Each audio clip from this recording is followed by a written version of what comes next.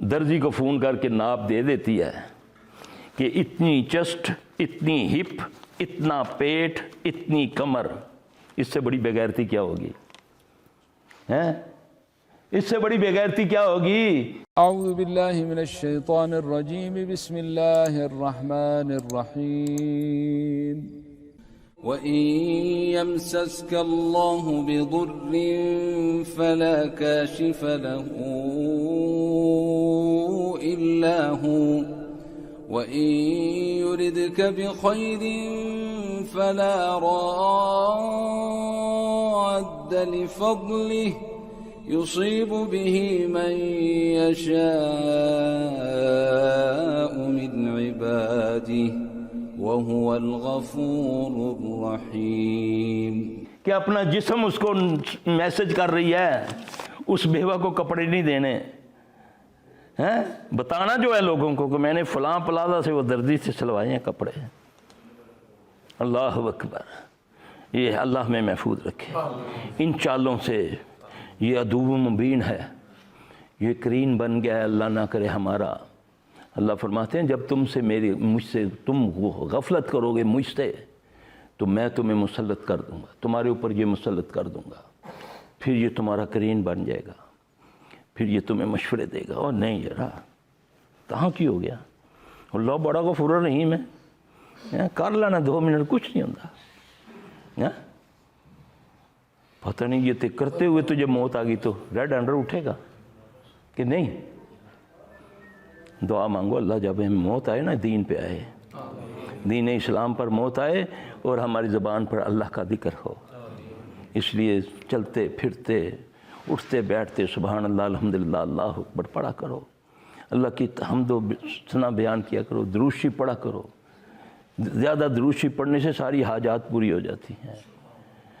جاؤ ایک نسخہ دینے لگا ہوں، بار بار دیتا ہوں، نماز میں سجدے میں یہ دعا پڑھو، سبحانک اللہم ربنا و بحمدک اشہد لا الہ الا انت، سبحانک اللہم ربنا و بحمدک اللہم اغفر لی۔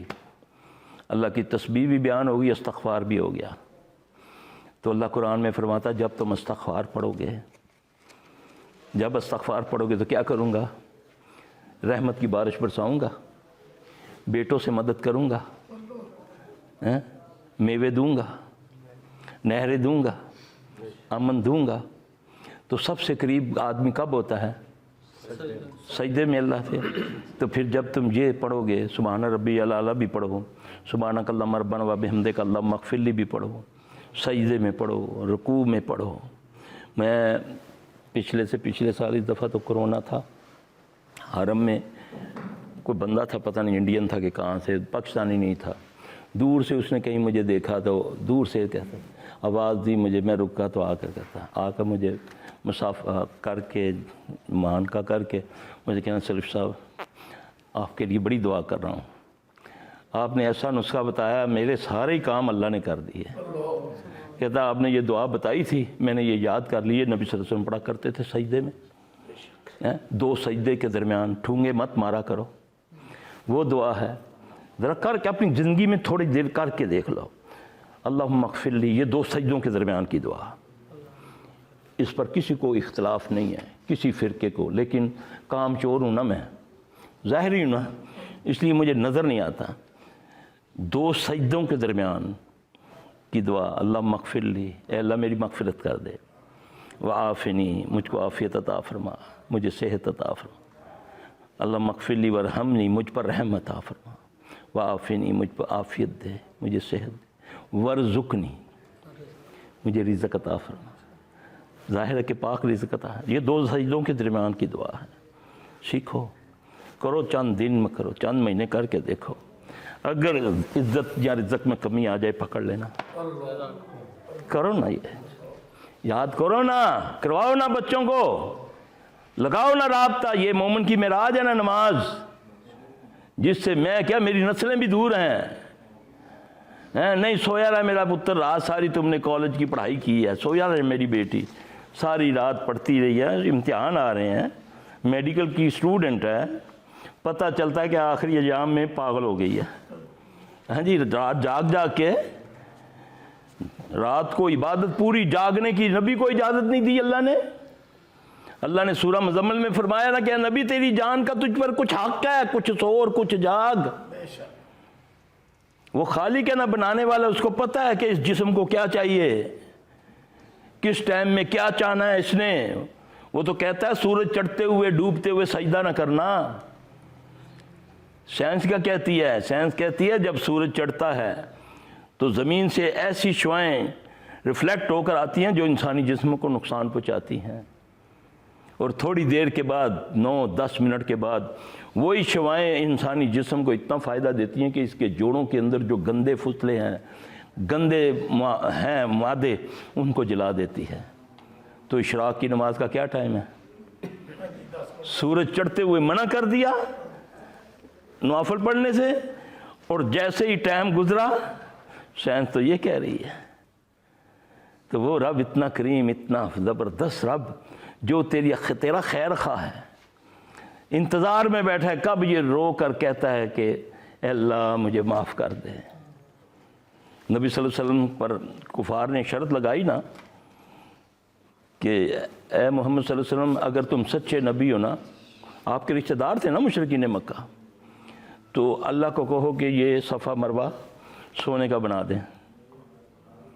جبرائیل آئے، نبی صلی اللہ علیہ وسلم پر سلام اللہ کا بھی دیا، اللہ نے سلامتی بھیجی ہے۔ اللہ فرماتے ہیں کہ میں اس صفا مروہ کے پہاڑ کو سونے کا بنا دوں گا، اس کے بعد اگر ایک بندہ بھی بے ایمان رہا تو میں ایسا عذاب دوں گا کہ کبھی میں نے کسی کو ایسا عذاب نہیں دیا ہوگا۔ نبی صلی اللہ علیہ وسلم ڈر گئے۔ آپ نے فرمایا نہیں اللہ، پتہ تھا نا قوم کا اپنی کا، اللہ بس ایک دعا ہے کہ میری امت کے لیے توبہ کا دروازہ قیامت تک کھلا رکھنا۔ یاد رکھنا اللہ کا واسطہ ہے، توبہ کا دروازہ کھلا جائے، مانگ لو اس سانس چلتی ہوئی، اس سے پہلے کہ تمہیں ملک الموت نظر آ جائے پھر کوئی توبہ قبول نہیں ہوگی۔ اس سے پہلے اپنی میں اور آپ اصلاح کر لیں، یہ ساری بیماریاں دور ہو جائیں گی، گارنٹی ہے، گارنٹی۔ بس آنسو بہا لو اس کے سامنے، آنسو نہیں بہتے، چہرہ نہیں بنتا، رونا نہیں آتا۔ اللہ کے نبی نے فرمایا صلی اللہ علیہ وسلم رونے والا منہ بنا دو، اللہ تیری دعا قبول کر لے گا۔ اس سے زیادہ اور کیا عرض دے؟ بیٹھا ہے تمہارا انتظار میں، بیٹھا ہے اللہ کے لیے۔ یہ بیماریاں کوئی چیز نہیں ہے۔ یہ بیماری بھی اگر آتی ہے مومن کو تو ٹھیلا معمولی سا لگتا ہے، ایک کانٹا چبھنے سے اس کے سارے گناہ معاف ہو جاتے ہیں۔ ہاں جی، اگر بچے کا دکھ، بچی کا دکھ، مال کا دکھ، بھینس کا دکھ، گھر کا کوئی نقصان، اس پر تو اللہ کا شکر ادا کر کے اللہ کی رضا سمجھتے ہوئے اللہ سے اس کی عافیت مانگتا ہے، پڑھتا ہے انا للہ و انا الیہ راجعون، اللہم آجرنی فی مصیبتی واخلف لی خیر منہا۔ اللہ تجھے اس سے بہتر عطا کرے گا۔ یہ دعائیں ہیں، یاد کرو۔ کوئی نقصان ہو جائے، ام سلمہ رضی اللہ عنہ جب بیوہ ہوتی ہیں، ان کو اپنے شوہر سے بہت پیار تھا، ہر وقت ان کو یاد کرتی روتی رہتی تھی، بڑی فہم والی بی بی تھیں وہ۔ پتہ چلا بیویوں کے ذریعے کہ فلاں عورت ہے بیوہ ہو گئی ہے، لیکن بہت اپنے خامد کو یاد کر کے روتی رہتی ہے۔ رسول اللہ صلی اللہ علیہ وسلم نے فرمایا کہ اس کو یہ دعا بتا دو، اللہ اس کو اس سے بہتر عطا فرمائے گا، اس کا متبادل عطا فرمائے گا۔ اللہ اکبر۔ اس کو بتایا کہ یہ پڑھا کرو انا للہ و انا الیہ راجعون، اللہم آجرنی فی مصیبتی واخلف لی خیر منہا۔ انہوں نے اس کو پڑھنا شروع کیا، نبی صلی اللہ علیہ وسلم نے نکاح کے لیے پیغام بھیج دیا، وہ نبی کی بیوی بن گئی صلی اللہ علیہ وآلہ وسلم۔ اللہ نہ کرے کوئی نقصان ہو جائے تو یہ پڑھا کرو، چوری ہو گئی، کچھ ہو گیا، پڑھو۔ ادھر ادھر بھاگتے ہو صحاب لگانے کے لیے، بابا دسیں، وہ کہنا تیری پرجائی نے چوری کی تھی۔ ہاں جی، اللہ اکبر۔ اکمال بھی گیا تو رشتہ داری بھی گئی۔ ہاں جی، پھر کیا ہوتا ہے؟ پھر دشمنی بڑھتی ہے، پھر قتل ہوتے ہیں، ہوتا ہے نہیں ایسا؟ خاندانوں کے خاندان بکھر جاتے ہیں، کوئی اس کے ساتھ، کوئی اس کے ساتھ۔ وہ اللہ کی طرف رجوع کرو نا، اس پر شکر کرو۔ کہتے ہیں نا کہ مومن اگر چھوٹے نقصان پر اللہ کا شکر ادا کرتا ہے، کسی بہت بڑی خوشخبری کے لیے اس کے لیے وہ ایک ہوتی ہے، نوید ہوتی ہے کہ اگر وہ کہتا ہے، پڑھتا ہے، پھر یہ دعائیں پڑھو، انا للہ و انا الیہ راجعون اللہم اجرنی فی مصیبتی واخلف لی خیر منہا. یاد کرو یہ دعائیں. اللہ کسی کو ازمائش میں نہ ڈالے. سبحانک اللہم ربنا و بحمدک اشہد لا الہ الا انت استغفرک و اتوب الیک. اللہ جو کہا سنا اللہ پاک اس میں کمی کوتاہی معاف فرما دینا.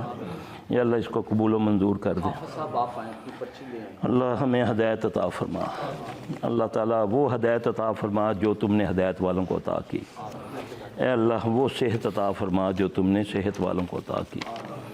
اے اللہ جو عطا کیا اس میں برکت عطا فرما.